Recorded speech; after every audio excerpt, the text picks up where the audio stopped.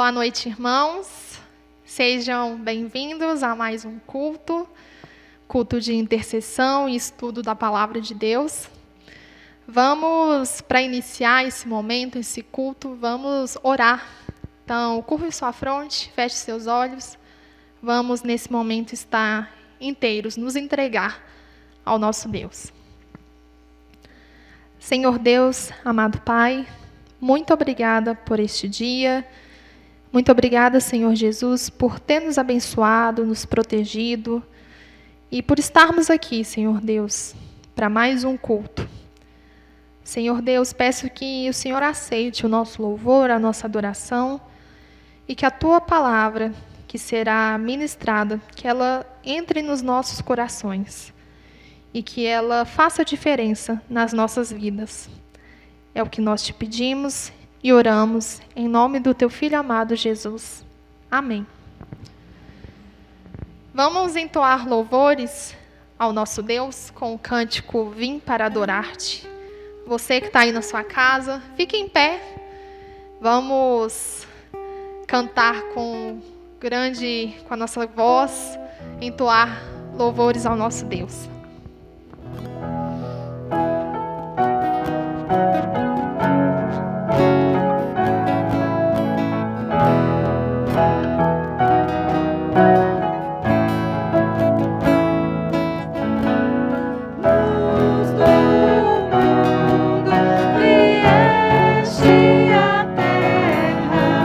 Para que eu pudesse te ver.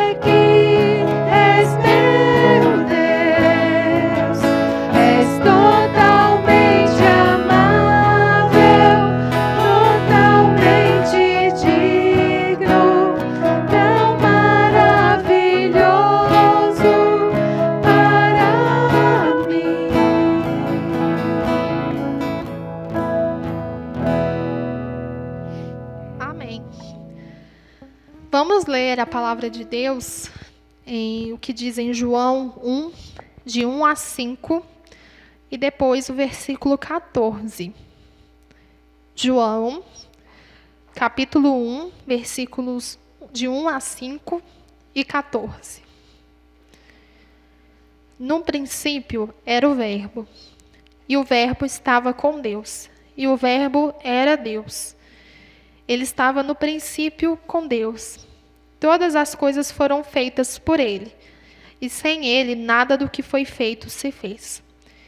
Nele estava a vida, e a vida era a luz dos homens. E a luz resplandece nas trevas, e as trevas não a compreenderam. Versículo 14. E o Verbo se fez carne e habitou entre nós, e vimos a sua glória, como a glória do unigênito do Pai, cheio de graça e de verdade. Amém. Neste momento, irmãos, enquanto nós cantamos o hino 156, me perdoem. Enquanto a gente canta este hino, nós vamos entregar o nosso dízimo e a nossa oferta. Neste momento de pandemia, nós não estamos vindo até o gasofilácio, mas que nós estejamos em casa com o coração contrito e que a gente contribua com o desejo do nosso coração. Neste momento, então, você pode fazer a sua transferência através das contas bancárias da nossa igreja, vai aparecer aí na tela para vocês. Domingo eu falei redes bancárias, mas corrigindo, contas bancárias. Então, vai aparecer aí na tela para vocês as contas da nossa igreja e o que você sentir no seu coração. Esteja contribuindo. E enquanto a gente canta este hino, vamos orar a Deus e agradecer a Ele por tudo que Ele tem por tudo que Ele tem feito nas nossas vidas e por tudo que Ele tem entregue a nós. Amém?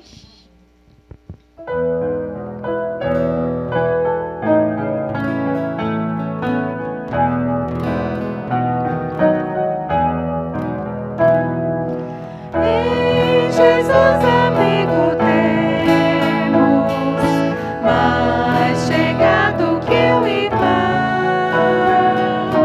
Ele manda que levemos tudo a Deus em oração.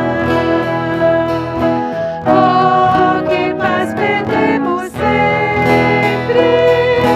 Oh, que dor no coração.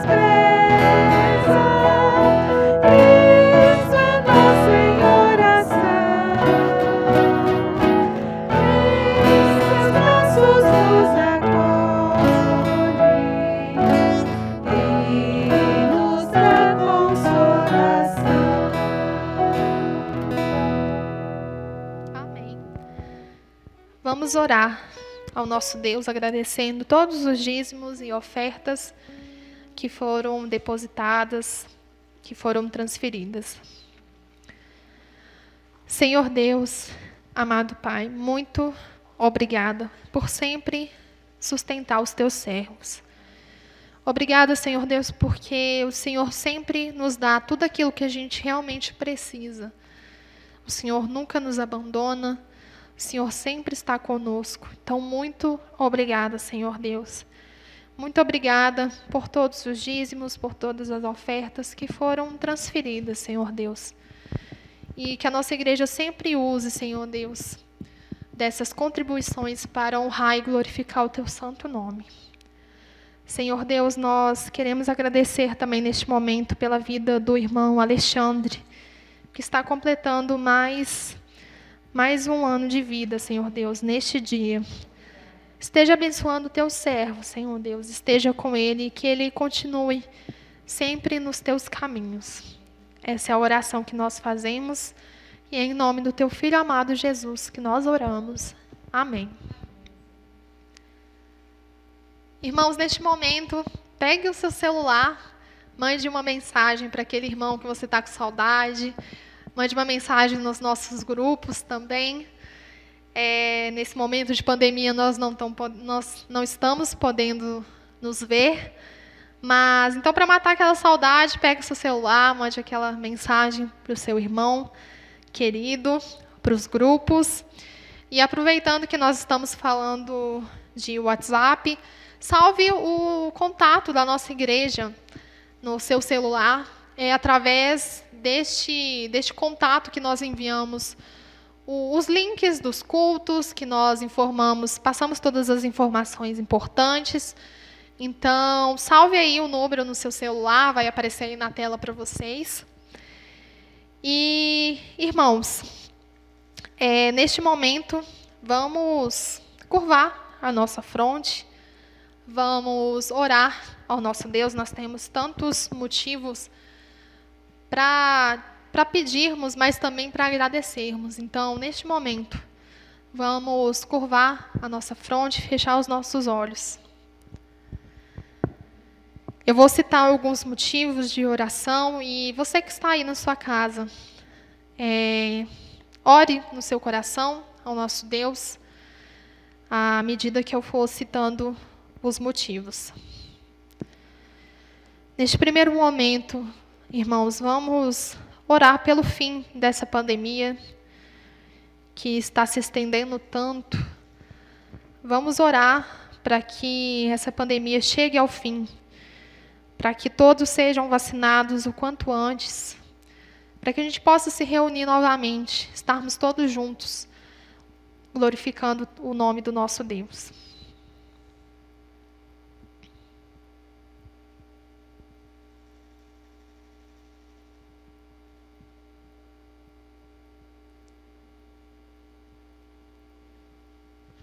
Vamos também, irmãos, orar por todos aqueles que estão enfermos. Temos tantos que estão carecendo do nosso Deus, da cura do nosso Deus. Então vamos orar por todos aqueles que estão com Covid ou que estão com outra doença grave, para que Deus leve a cura até a vida dessas pessoas.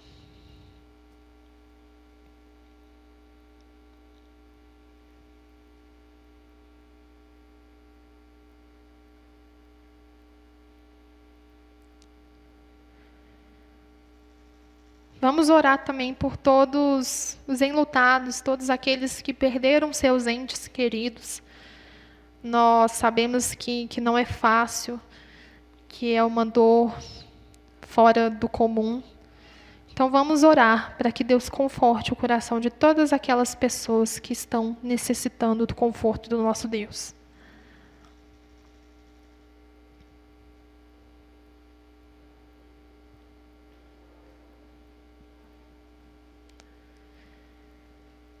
Vamos orar também pela nossa igreja, por este período de transição pastoral, pela diretoria da nossa igreja, pelas demais lideranças, pela nossa construção, pelas crianças, pela juventude. Vamos orar pela nossa igreja no geral, para que Deus continue nos abençoando e para que a gente consiga sempre levar o Evangelho àquelas pessoas que precisam.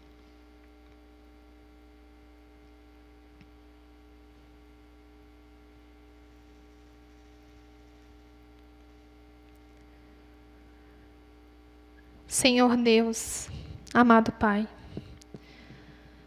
muito obrigada, Senhor Deus, por tudo que o Senhor tem feito nas nossas vidas. Obrigada, Senhor Deus, por ser tão maravilhoso, por ser fiel e por se importar conosco, mesmo a gente não merecendo nada vindo de Ti, Deus. Nós que somos tão pecadores. Senhor Deus, nós não somos dignos de pedir nada a Ti, mas nós sabemos que somente o Senhor pode colocar um fim, por exemplo, nessa pandemia, Deus. Por isso nós te pedimos, tenha misericórdia de nós, tenha misericórdia do teu povo. Coloque um fim, Senhor Deus, nessa pandemia, porque nós sabemos que somente o Senhor pode fazer isso. Nós cremos que somente o Senhor pode fazer isso. Senhor Deus, nós te pedimos também por todos aqueles irmãos que estão enfermos, que estão com Covid ou com qualquer outra doença, Senhor Deus. Esteja com eles, dando todo o conforto e levando também a cura, Senhor Deus, a cura necessária. Senhor Deus, esteja com essas pessoas, esteja abençoando a vida dessas pessoas. Esteja fortalecendo, Senhor Deus, os teus servos, porque nós sabemos que não é fácil. Nós te pedimos também, Senhor Deus, por todos os enlutados, por todos aqueles que perderam seus entes queridos, amigos, parentes, pessoas próximas, Senhor Deus. Esteja confortando o coração do teu povo. Esteja com o teu povo, Senhor Deus. É o que nós te pedimos. E, Senhor Deus, nós te pedimos também pela nossa igreja.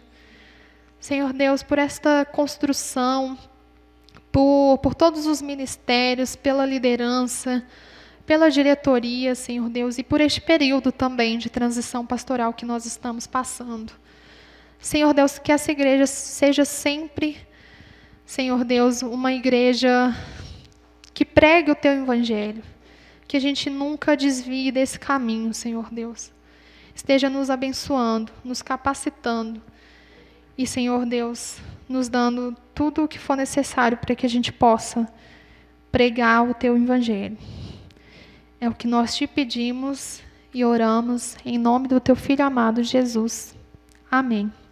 Irmãos, antes de passarmos a palavra para a nossa irmã Cláudia, que está realizando os estudos nas quartas-feiras, queria pedir para que você curta esse vídeo, para que você compartilhe com seus amigos, com seus familiares. Se você ainda não se inscreveu, se inscreva no nosso canal. É muito importante para divulgarmos, para alcançarmos mais pessoas. Então, curta o vídeo, compartilhe, deixe seu comentário também. Isso é muito importante.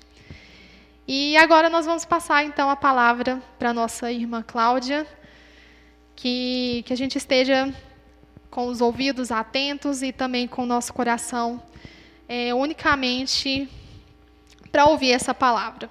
Amém?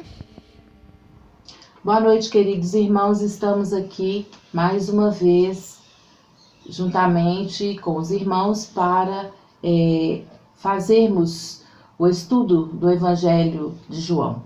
Hoje nós encerraremos essa série de estudos, mas antes gostaria de relembrar com os irmãos os nossos 5 primeiros estudos a respeito deste Evangelho, a partir do trabalho realizado por John Stott em seu livro Homens com uma Mensagem. No nosso primeiro estudo nós falamos sobre João o homem, falamos sobre as características pessoais de João, sobre a autoria do Evangelho, sobre a linguagem e estrutura utilizadas neste Evangelho. No nosso segundo estudo nós falamos sobre João a testemunha, falamos sobre os conhecimentos de João na área de geografia, dos assuntos gerais de Israel, de seus costumes. Falamos sobre João pertencer ao grupo mais próximo de Jesus, juntamente com Pedro e Tiago. Falamos também do seu da sua profunda mudança de filho do trovão para apóstolo do amor. No nosso terceiro estudo, nós falamos sobre a mensagem do Evangelho. Na primeira parte, falamos sobre fundamentos da fé, a fé como caminho para a vida, a fé como resposta à iniciativa de Deus por sua palavra. Nós falamos sobre o testemunho apresentado por João, testemunhos humanos e testemunho divino. No nosso quarto estudo, falamos sobre a mensagem do Evangelho, segunda parte. Falamos como Deus dá testemunho de seu Filho, como ele profere seu testemunho por meio dos lábios de Jesus, por meio das obras de Jesus e através da Escritura do Antigo Testamento. Nós falamos em nosso quinto estudo, irmãos, sobre a mensagem do Evangelho, os sinais. Falamos então sobre a água em vinho, a cura do filho do oficial, a cura do paralítico, a multiplicação de pães. Falamos sobre a cura do cego de nascença e a ressurreição de Lázaro.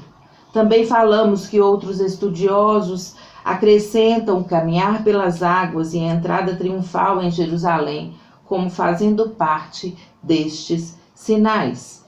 Hoje falaremos em nosso sexto e último estudo a mensagem de João, contexto histórico e prólogo deste Evangelho. Então hoje falaremos sobre um pouquinho o contexto histórico de Éfeso, onde este livro foi escrito. Falaremos um pouquinho sobre o gnosticismo e sobre o prólogo. Nós hoje, irmãos, teremos a contribuição de outros estudiosos, visto que John Stott não fala muito, ele não entra em detalhes a respeito deste contexto histórico no Evangelho de João. Ele entra neste contexto histórico nas cartas, primeira, segunda e terceira carta de João, mas como disse aos irmãos no nosso primeiro estudo, que eu não faria o estudo das cartas, apenas do Evangelho. Então nós falaremos um pouco do contexto histórico de Éfeso, baseando também nas contribuições de Donald Arthur Carson, teólogo evangélico, filósofo e professor do Novo Testamento. Ele é canadense, escritor de alguns livros como Jesus, o Filho de Deus, A Cruz e o Ministério de Cristo e comentário de João. Nós vamos também utilizar a contribuição de Dwight Moody. Já falei para os irmãos sobre Moody, mas evangelista norte-americano, autor de vários livros como Homens da Bíblia, Comentário Bíblico de Gênesis a Apocalipse, Graça Soberana, Sua Fonte, Sua Natureza, Seus Efeitos. Nós vamos utilizar o trabalho dele realizado no Comentário Bíblico de Gênesis a Apocalipse. Nós vamos falar sobre W. Hall Harris, professor de estudos do Novo Testamento no Seminário Teológico de Dallas, autor de alguns livros como A Descida de Cristo, texto de Efésios 4, 7 a 11, primeira, segunda e terceira carta de João, consolo e conselho para uma igreja em crise. Nós vamos falar também sobre Edwin Lewis, teólogo metodista, missionário e professor de teologia inglês, autor de vários artigos e do livro Jesus Cristo e a Busca Humana. Então, utilizaremos a contribuição destes homens de Deus que discorreram sobre esse assunto, mas também utilizaremos o nosso John Stott, do qual temos recorrido a tantos estudos feitos aqui. A mensagem de João, contexto histórico e prólogo. A partir do contexto histórico, irmãos, o Evangelho de João foi escrito provavelmente na cidade de Éfeso, na velhice do nosso discípulo João. Éfeso foi a capital da província romana da Ásia e o maior centro comercial daquela região.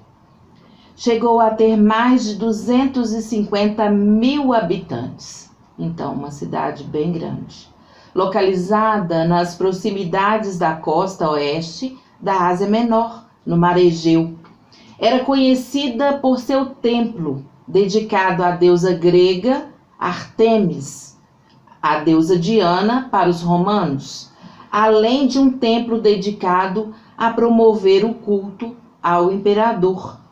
Já falamos sobre isso. Cidade rica e com uma economia próspera, sobretudo, irmãos, com a fabricação de artefatos religiosos, já que havia ali templos dedicados a essas deusas. Desenvolveu-se nas artes e na filosofia por meio de escolas de filosofia, teatros e bibliotecas. Foi uma das cidades do Império Romano onde o cristianismo mais se difundiu. Nós vamos encontrar, então eu gostaria que os irmãos abrissem no livro de Atos, no capítulo 18. Atos, capítulo 18, 19 a 21. Eu vou ler a partir do 18 a 21. E Paulo, ficando ali muitos dias, despediu-se dos irmãos e dali navegou para a Síria, e com ele Priscila e Áquila, tendo rapado a cabeça em Cencreia, porque tinha voto. E chegou a Éfeso e deixou-os ali. Então deixou Priscila e Áquila em Éfeso. Mas ele, entrando na sinagoga, disputava com os judeus. E rogando-lhes eles que ficasse com eles por mais algum tempo, não consentiu nisso. Antes se despediu deles, dizendo: é-me de todo preciso celebrar a festividade que vem em Jerusalém, mas querendo Deus, outra vez voltarei a vós. E partiu de Éfeso. Então nós vamos ver que o cristianismo se difundiu ali, em Éfeso, e Paulo a visitou durante a sua segunda viagem missionária, quando seguia de Corinto para Jerusalém, em aproximadamente 52 depois de Cristo. Priscila e Áquila ficaram lá durante o período e trabalharam ativamente na obra do Senhor, inclusive abrigando as reuniões dos crentes em sua casa. Foi também em Éfeso que eles conheceram o zeloso pregador Apolo. Nós vamos ver isso se nós continuarmos a leitura de 22 até 25. E chegando a Cesareia, subiu a Jerusalém, saudando a igreja, e desceu a Antioquia. E aí nós voltamos para Éfeso. Áquila instrui Apolo. E estando ali em algum tempo, partiu, passando sucessivamente para a província da Galácia e da Frígia, confirmando a todos os discípulos. E chegou a Éfeso um certo judeu, chamado Apolo, natural de Alexandria, homem eloquente e poderoso nas Escrituras. Este era instruído no caminho do Senhor e fervoroso de espírito. Falava e ensinava diligentemente as coisas do Senhor, conhecendo somente o batismo de João. Mas no início do versículo 24, e chegou a Éfeso. E ali ele foi, nos próximos versículos até o 28, ele vai ser trabalhado aí por Áquila e por Priscila, fazendo parte deste grupo em Éfeso. Nós vamos ver também que em sua terceira viagem missionária, Paulo passou 3 anos nesta cidade. Se nós formos até Atos, no capítulo 20, então se os irmãos quiserem abrir suas Bíblias, em Atos 20, o versículo 31. Atos 20, 31. Portanto, vigiai, lembrando-vos de que durante 3 anos não cessei noite e dia de admoestar com lágrimas a cada um de vós. Paulo está aqui, passa um período de tempo em Éfeso. Aqui ele está em meio a um discurso aos anciãos de Éfeso. Nós vamos ver também, irmãos, se os irmãos abrirem lá em 1 Timóteo, no capítulo 1 e o versículo 3, que Timóteo ficou responsável pela igreja de Éfeso durante um tempo. Então, se os irmãos forem lá em Timóteo, 1 Timóteo, no capítulo 1 e o versículo 3, que diz assim: como te roguei, quando parti para a Macedônia, que ficasses em Éfeso, para advertires a alguns que não ensinem outra doutrina. Repetindo, como te roguei quando parti para a Macedônia, que ficasses em Éfeso, para advertires a alguns que não ensinem outra doutrina. Então, aqui, Timóteo passa um período sendo responsável pela igreja de Éfeso. A igreja em Éfeso, irmãos, estava evidentemente sendo perturbada por ensino falso, de uma espécie particularmente perigosa. Segundo João, eram os mestres hereges, anticristos, mentirosos, enganadores e falsos profetas. Então, nós vamos recorrer à primeira carta de João. Como disse aos irmãos, nós não estudaremos as cartas de João, mas nós vamos recorrer a este texto porque João chama estas pessoas que estão perturbando a igreja de Éfeso de hereges, anticristos, mentirosos, enganadores e falsos profetas. Em 1 João, no capítulo 2, então se os irmãos quiserem abrir, 1 João 2, versículo 18. Filhinhos, é já a última hora, e como ouvistes que vem o anticristo, também agora muitos se têm feito anticristos, por onde conhecemos que é já a última hora. Então aqui ele fala dos anticristos. No 22, ele vai falar dos mentirosos. Quem é o mentiroso, senão aquele que nega que Jesus é o Cristo? E o anticristo, esse mesmo que nega o Pai e o Filho. Nós vamos entender isso daqui a pouco. Enganadores, 1 João 2, versículo 26. Estas coisas vos escrevi acerca dos que vos enganam. E falsos profetas, no 1 João 4, versículo 1. Amados, não creiais a todo o Espírito, mas provai se os Espíritos são de Deus, porque já muitos falsos profetas se têm levantado no mundo. Então aqui João vai falar sobre estes mestres hereges, anticristos, mentirosos, enganadores e falsos profetas que estão no seio da igreja. A heresia, irmãos, parece ter sido uma espécie de gnosticismo que falaríamos nesse estudo. Muito semelhante, se não idêntica, àquela ensinada por um tal Cerinto. Isso nós encontramos em Homens com uma Mensagem, a fala deste Cerinto, que pode ter sido um adversário de João em Éfeso. Segundo Irineu, bispo de Lyon, Cerinto era um homem que havia sido educado na sabedoria dos egípcios, ensinou que o mundo não havia sido primeiramente criado por Deus, mas por um certo poder separado dele, distante desse principado que é supremo sobre o universo e em sua ignorância acima de todos.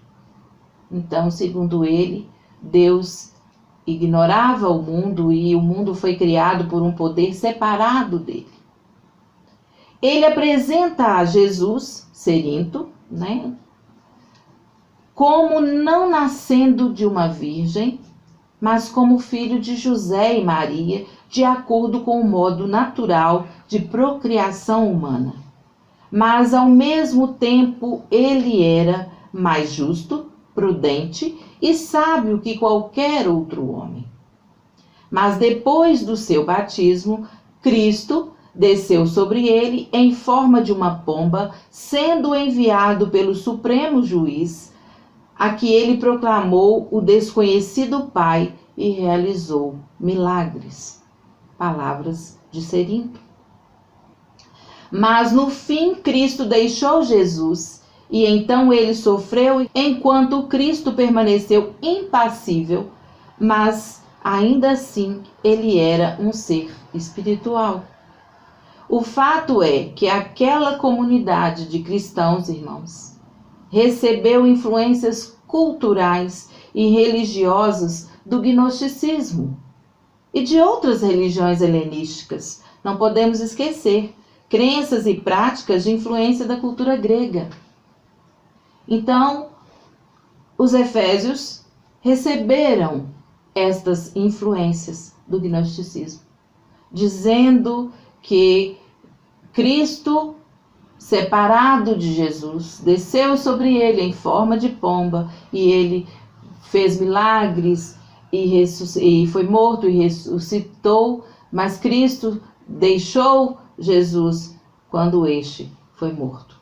Então, no gnosticismo, termo derivado do grego gnosis, que significa conhecimento, a crença fundamental era de que o mundo criado é mau, totalmente separado do mundo do espírito e em oposição a ele. No mundo espiritual, o Deus Supremo habita em esplendor inacessível em relação com o mundo material. De acordo com William Buckley, que é outro estudioso que também utilizaremos, no gnosticismo Deus não pode tocar a matéria, de maneira que Deus não criou o mundo. O que Deus fez foi lançar uma série de emanações.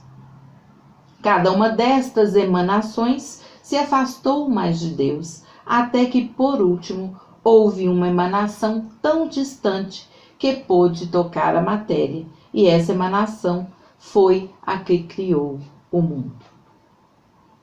Irmãos, então este era o enfrentamento de João no período em que ele escreve seu evangelho. Enfrentava uma heresia terrível. Acho que os irmãos se lembram que eu falei que, como nós enfrentamos tempos difíceis, João, os discípulos de Jesus, enfrentaram tempos terríveis. E esta era uma das heresias que eles enfrentavam naquele tempo. Então, João, irmãos, começa seu evangelho combatendo esta afirmação ao dizer, no evangelho de João, no capítulo 1, o versículo 3, todas as coisas foram feitas por ele e sem ele nada do que foi feito se fez. Então, João combate esta heresia gnóstica, falando que Deus é criador de todas as coisas. A iluminação, ou conhecimento no sistema gnóstico, é obra de um Redentor divino que desce disfarçado do reino espiritual. Sua estrutura mitológica da redenção deprecia os eventos históricos de Jesus e nega a importância da pessoa de Jesus e a obra redentora da cruz. Afirma que Jesus não tinha corpo real. Afirma que Jesus não tinha corpo real. Isso é uma espécie, irmãos, de docetismo. É uma doutrina existente que negava a existência de um corpo material a Jesus Cristo. Ele seria apenas um espírito. As crenças gnósticas tentavam destruir tanto a divindade como a humanidade real de Jesus. João combate veementemente, dando testemunho de que o Verbo se fez carne. Nós vamos olhar isto, verificar isso em João, no capítulo 1 e o versículo 14. E o Verbo se fez carne e habitou entre nós, e vimos a sua glória, como a glória do unigênito do Pai, cheio de graça e de verdade. Mostrando que Jesus era tanto divino como humano, João coloca: Jesus se indignou com os que compravam e vendiam no templo. Isso nós vamos encontrar no capítulo 2 do Evangelho de João, no versículo 15. Vou ler novamente esses textos, são textos já lidos por nós no decorrer destes estudos. Então, no capítulo 2, versículo 15. E tendo feito um açoite de cordões, lançou todos fora do templo, também os bois e ovelhas, e espalhou o dinheiro dos cambistas e derrubou as mesas. Então, Jesus expulsando as pessoas do templo, como falamos no estudo passado. Estava fisicamente cansado quando se sentou junto ao poço perto de Sicar, em Samaria, lá no capítulo 4, versículo 6. Sei que os irmãos já estão se lembrando deste texto, mas lerei novamente. No capítulo 4, versículo 6. E estava ali a fonte de Jacó. Jesus, pois, cansado do caminho, assentou-se assim junto à fonte, e era isto quase a hora sexta. No capítulo 4, no mesmo capítulo 4, versículo 31, seus discípulos lhe oferecem comida. Então, versículo 31. E entrando seus discípulos lhe rogaram, dizendo: Rabi, come. Sentia simpatia por quem sentia fome e por aqueles que sentiam medo. Nós vamos ver isso no capítulo 6. No capítulo 6, versículo 5. Então Jesus, levantando os olhos e vendo que uma grande multidão vinha ter com ele, disse a Filipe: Onde compraremos pão para estes comerem? No versículo 20. Mas ele lhes disse: Sou eu, não temais. Quando ele anda sobre as águas e os seus discípulos estão temerosos. Então ele tinha simpatia por quem tinha fome e sentia simpatia por quem tinha medo. Conhecia a dor e derramava lágrimas de luto.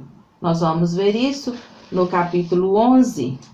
Então, se os irmãos quiserem abrir suas Bíblias, no capítulo 11 e o versículo 33, os irmãos vão achar: Jesus, pois, quando a viu chorar, e também chorando os judeus que com ela vinham, moveu-se muito em espírito e perturbou-se.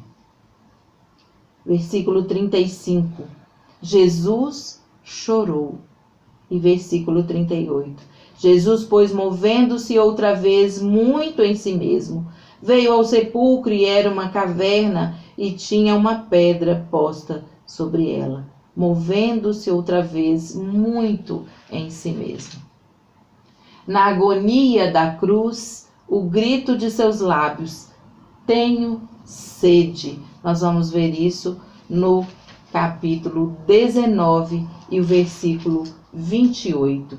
Depois disso, sabendo Jesus que já todas as coisas estavam terminadas, para que a Escritura se cumprisse, disse: tenho sede. Tenho sede. Então, irmãos, João, em seu evangelho, combate veementemente, dando o testemunho de que o Verbo se fez carne e de que habitou entre nós. Então, Deus é Deus. E aqui ele veio fisicamente. Então, sua condição divino-humana é ressaltada no Evangelho de João.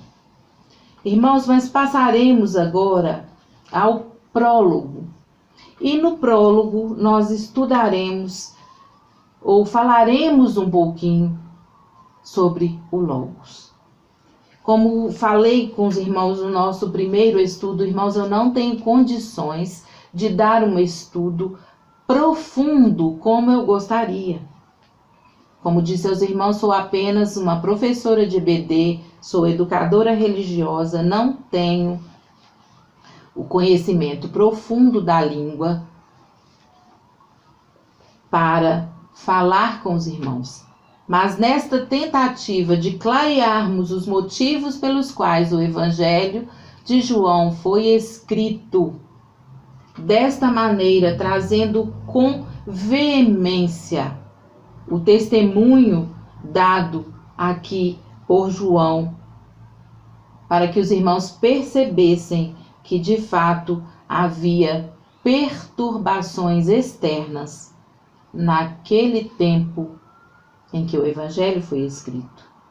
A igreja de Jesus em Éfeso estava sendo atacada por heresias, tais que necessitavam desta palavra do evangelista. No prólogo, irmãos, o Evangelho de João, o prólogo que o Evangelho de João apresenta, e aí o que seria prólogo? Uma introdução ao livro, que também pode ser entendida como uma síntese de seu conteúdo. Então, o prólogo traz em si uma introdução para o livro e uma síntese do seu conteúdo. Então, quando aqui, do 1 ao 18, João discorre sobre ser no princípio o verbo e o verbo estar com Deus, combatendo aí o gnosticismo, e o verbo ser Deus, ele, neste prólogo, ele está resumindo o Evangelho, todo o seu conteúdo. O prólogo resume a forma como a palavra, e a palavra aí, Logos, que estava junto de Deus no princípio, entrou na esfera do tempo e da história, tendo por base a encarnação do Verbo de Deus, o Logos de Deus. Segundo Donald Arthur Carson, que eu já falei que nós recorreríamos a alguns estudiosos, o prólogo revela a oportunidade que todos têm de receber o Verbo e de se tornarem filhos de Deus a partir de um ato de fé. Acrescenta ainda, irmãos, que o prólogo é sobre a palavra, revelação definitiva do próprio Deus, ou seja, a autoexpressão de Deus. a autoexpressão de Deus. Irmãos, tanto o judeu quanto o grego tinham o conceito da palavra logos. Tanto o judeu como o grego. Lembra que eu falei com os irmãos que o John Stott fala que João tinha em sua mente os judeus quando ele escreveu este evangelho? E eu falei com os irmãos que provavelmente o evangelho havia sido escrito para os gentios, porque ali na cidade de Éfeso era habitada por gentios. E nós temos neste lugar o cristianismo sendo bastante divulgado. Então ali haviam outras culturas e o evangelho chegara ali. Então, tanto para o judeu quanto para o grego, o conceito de logos era conhecido. Para o judeu, logos era a palavra toda poderosa de Deus, descrita, por exemplo, em Gênesis, no capítulo 1, o versículo 3, quando Deus diz: haja luz e houve luz. Segundo João, Jesus é agente da criação, porque ele coloca em seu primeiro versículo do capítulo 1, no princípio era o verbo, e o verbo estava com Deus, e o verbo era Deus. Este pensamento de João, perfeitamente compartilhado por estes estudiosos, que eu falei com os irmãos do princípio, que utilizaria, um deles, Moody. Moody fala sobre o logos cósmico. Todas as coisas inclui a totalidade da matéria e a totalidade da existência. Então, Moody fala do logos cósmico, coisa negada pelo gnosticismo. Em grego, irmãos, logos significa duas coisas. Quer dizer uma palavra e quer dizer razão. O grego estava muito familiarizado com a ideia da razão. Dwight Moody continua alegando que, no tempo de João, toda sorte de leitores entenderiam sua adequabilidade aqui. Então, o judeu entenderia a aplicação da palavra logos no texto do Evangelho de João, e o grego também entenderia. Para W. Hall Harris, o apóstolo João não explica sobre o logos, aparentemente presumindo que seus leitores entendiam muito bem este conceito. Para Harris, os leitores gregos pensariam que João se referia ao princípio racional que dirigia o universo e ficariam chocados em descobrir que esse logos, que significa a palavra de Deus, não apenas se tornara uma pessoa, mas também uma pessoa de carne e de osso. E o Verbo se fez carne e habitou entre nós. E vimos a sua glória, como glória do unigênito do Pai, cheio de graça e de verdade, como está no capítulo 1 e o versículo 14. A palavra eterna, irmãos, assumiu a humanidade, a forma de corpo, a autoexpressão de Deus, tornou-se carne. A palavra fez sua habitação entre nós. João apresentou Jesus como verdadeiro logos, em preparação para apresentá-lo como Filho de Deus. Edwin Lewis acrescenta que o conceito de logos no quarto evangelho desafia a atenção da mente filosófica, dá testemunho quanto ao universalismo de sua mensagem, harmonizando assim com as palavras de Paulo encontradas em Colossenses 3, versículo 11, onde não há grego, nem judeu, circuncisão, nem incircuncisão, bárbaro, cita, servo ou livre, mas Cristo é tudo em todos. Para John Stott, irmãos, indubitavelmente o Evangelho de João sustenta e fortalece a fé. Certamente isto parece ser parte de seu propósito. O plano de João, mais amplamente exteriorizado, aponta que os sinais feitos por Jesus e descritos neste Evangelho desempenham um papel vital em seu plano de persuadir seus leitores a crer. Ele tem os judeus particularmente em sua mente, como disse John Stott, fala assim, porque eles precisam aprender que Jesus é o Cristo, porque os judeus não acreditavam nisso. Mas Jesus é o Cristo, o Messias, esperado por eles. Ele quer, irmãos, que a fé cresça, da fé intelectual, conhecida pelos gregos. Então, John Stott diz que João quer que a fé cresça da fé intelectual, que Jesus é o Cristo, para a fé experiencial, que significa vida em seu nome. Irmãos, aqui nós encerramos essa série de estudos feitos a partir do Evangelho de João. Sei que poderia falar muito mais, irmãos, sobre este Evangelho, mas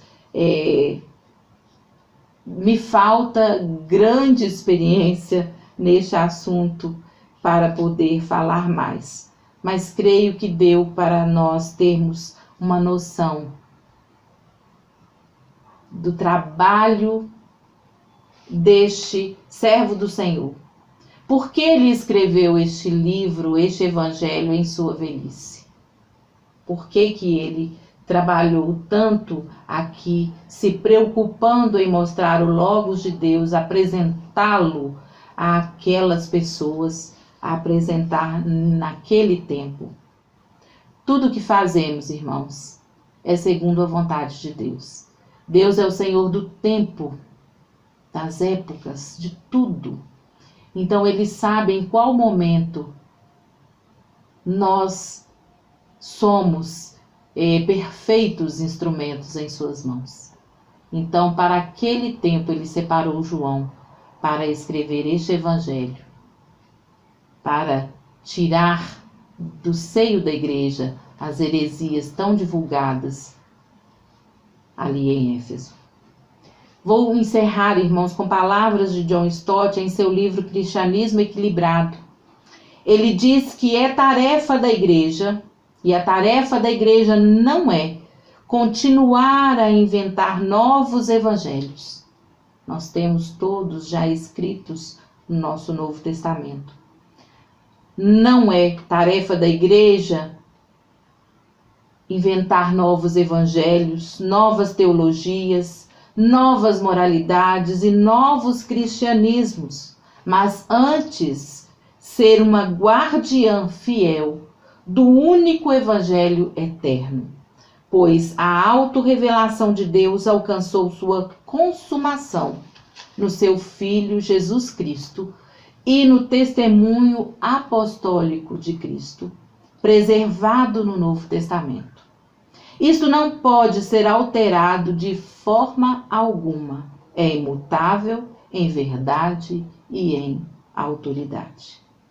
Que Deus nos abençoe, irmãos, no propósito de cada dia mais estudarmos a palavra de Deus de fortalecermos a nossa fé na palavra do Senhor e de assim, munidos deste poder que há na palavra do Senhor, sermos testemunhas mais eficazes ao nosso Deus.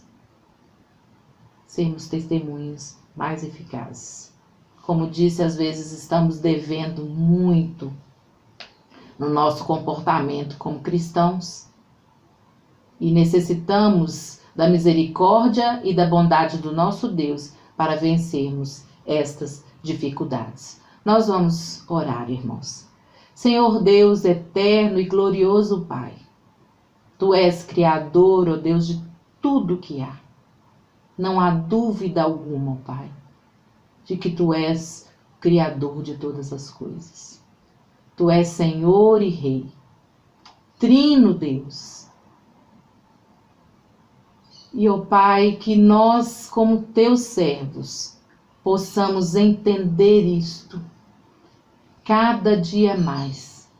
E que possamos, ó Deus, testemunhar de Ti como único e suficiente Salvador das nossas vidas e de todos aqueles que creem em Ti. Te peço, ó Deus, que o Senhor transforme os nossos corações. Transforme, Senhor, as nossas vidas para, ó Deus, o testemunho vivo e eficaz da Tua palavra.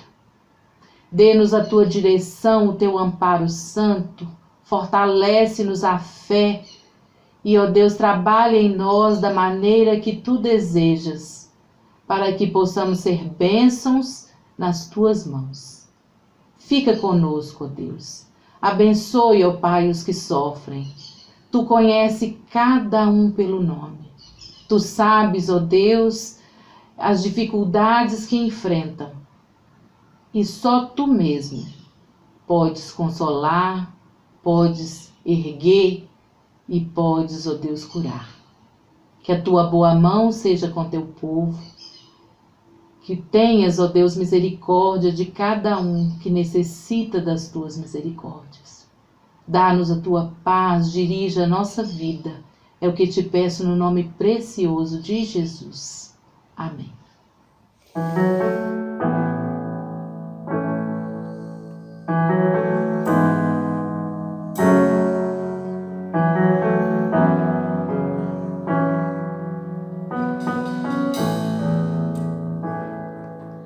Deus tremendo,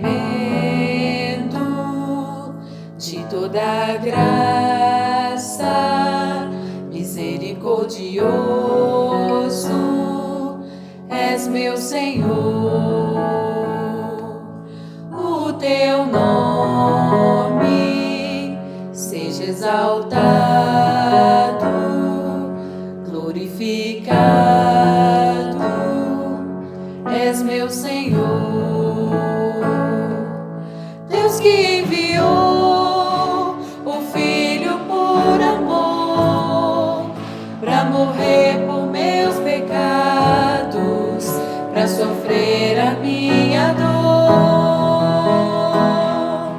Deus que concedeu o Espírito Consolador, restauraste a minha vida, te adorarei, Senhor.